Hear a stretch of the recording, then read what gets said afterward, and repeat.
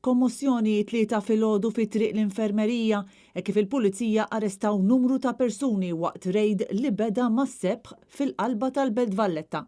Sissa b'kollox arrestati 9 persuni, 7 irġiel u 2 nisa. Ukoll infetħet inkjesta mexxija mill-Maġistrat Dr. Gabriella Vella. Aktar tard permezz ta' stqarrija l-pulizija qalet li kienu fil-fatt 10 l-arrestati.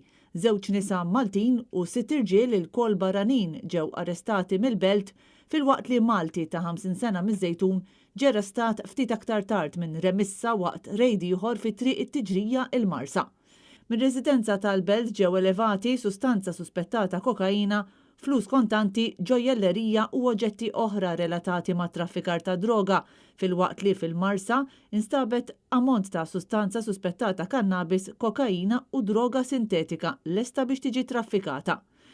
Net News kien l-ewwel fi triq l-infermerija l-Belt Valletta 3 filgħodu fejn kien hemm preżenza qawwija ta' pulizija b'diversi toroq madwar iż-żona tar-rejd magħluqa għat-traffiku. Rib residenzi ta' interess għall-pulizija għal xi ħin inġabru nies li deru li kienu qraba tal-persuni arrestati u li kienu aġitati b'dak li kien qed iseħħ. Skont il-pulizija, uħud minn dawk li ġew miżmuma jiġu minn xulxin.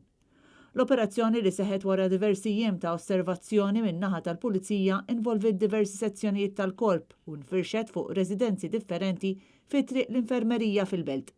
Il-Pulizija tal-Departiment tal-Reati Maġuri flimkien l-assistenza tal-Special Intervention Unit tad-Distrett tal-Belt kif ukoll tal-Pulizija tal-Komunità tal-Belt u l-Furjana assistew f'rejd illi twettqu f'żewġ residenzi fit-triq l-Isptar il-Qadim il-Belt Valletta. Il-ħidma tal-Pulizija f'din iż-żona tal-Belt bdiet minn kmieni filgħodu u baqgħet għaddejja sal-11:nofs meta f'dak il-ħin is-suspettati ttieħdu mill-post tal-interrogazzjoni.